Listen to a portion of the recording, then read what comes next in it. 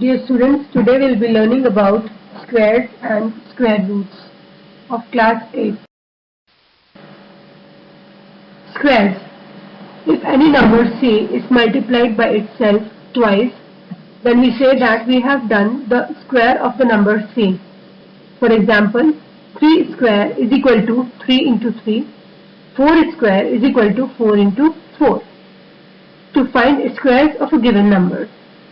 Suppose if we are having a number 13 and we have to find out the square of that, 13 square is equal to 13 into 13, which is equal to 169. Similarly, 25 square is equal to 25 into 25, which is equal to 625. Now what are square roots?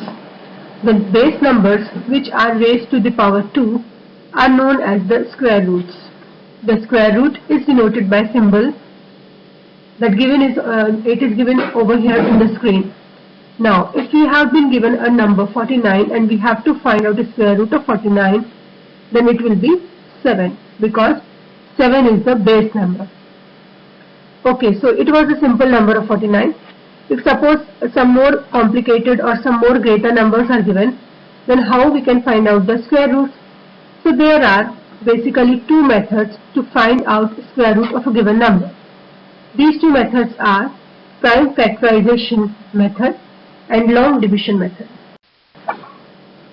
Now let's see to prime factorization method.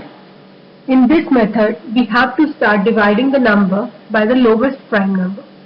Suppose we are having a number 144 and we have to find out the square root of that. So start with 2. We have 2 sevens are 14, 2 twos are 4, then again 2 36 are 72, then 2 18s are 36, 2 9s are 18, 3 3s are 9, and gradually 3 1s are 3. For 144, we got the prime factors as 144 is equal to 2 into 2 into 2 into 2 into 3 into 3. So as we have to find the square root, and the power is 2, so therefore we will be making the pairs of 2 to same numbers. So here we are having one pair of 2, so for that we have taken single 2. The second pair of 2 we have taken again single 2, and for the third pair of 3 we have taken a single 3. So 2 into 2 into 3, it means 2 2s are 4, 4 3s are 12.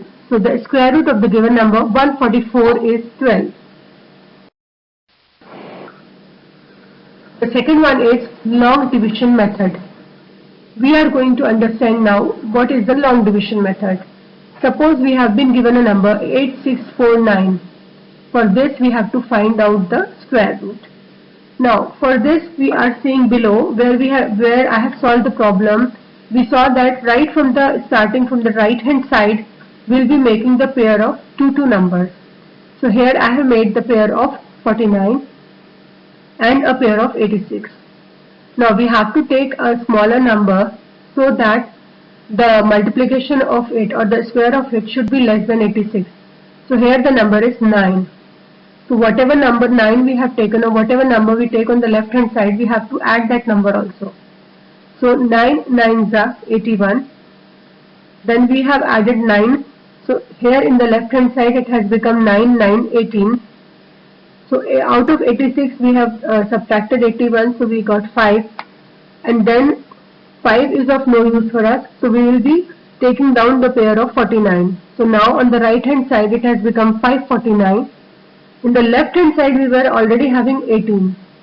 So we in the units place in 549 is 9. So it can be obtained by 3 3s are 9. So on the left hand side we are taking 183. Then 183 3s are 549.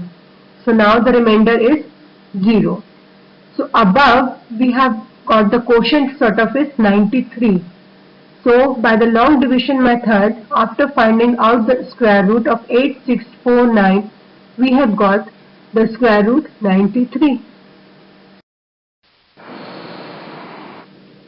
Okay, so in that case, in that problem, we were having two pairs. But if suppose the digit is of odd numbers, the given number is of odd digits, so we are having suppose the number 961. So to find out the square root of 961 with the long division method, we can start with making the pair from the right hand side. So 61 is one pair and 9 is alone.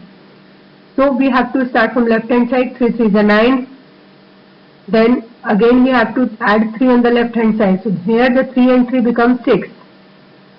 So this pair on the right hand side will come down now. 61 is 6 1. So whatever number we are taking with the 6 on the left hand side, the same number will go up also. So 61 ones are 61. So in the remainder part we are having again 0 0.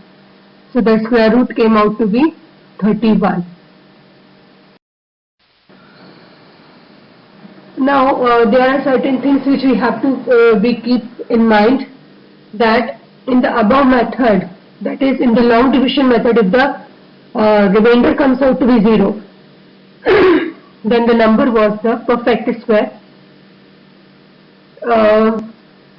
Then if we have to find out the square root of the decimal numbers, then we can remove the decimal and make it upon 100 or whatever zeros we are having, and proceed with the prime factorization method.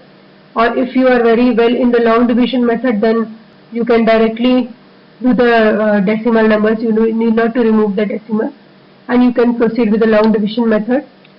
For the square root of rational numbers, you can find out separately the square root of numerators and the square root of denominators, and gradually you can proceed.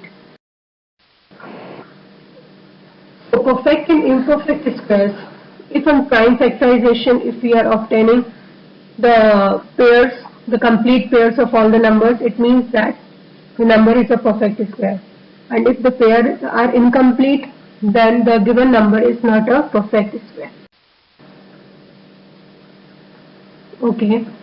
So some various types of numericals are more included in the exercises given in your books. Find the least number which should be subtracted from 645 to make it a perfect square.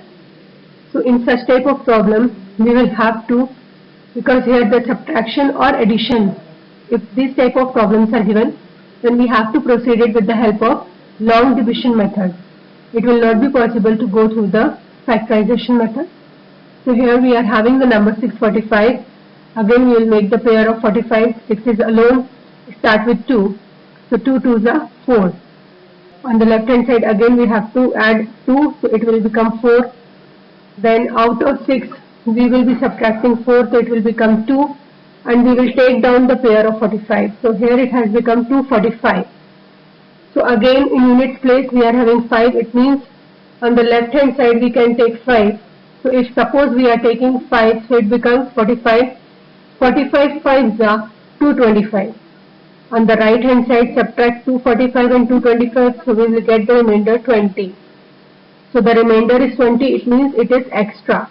So it should be subtracted from 645 to make it a complete or a perfect square. So the answer is 20. Number 2.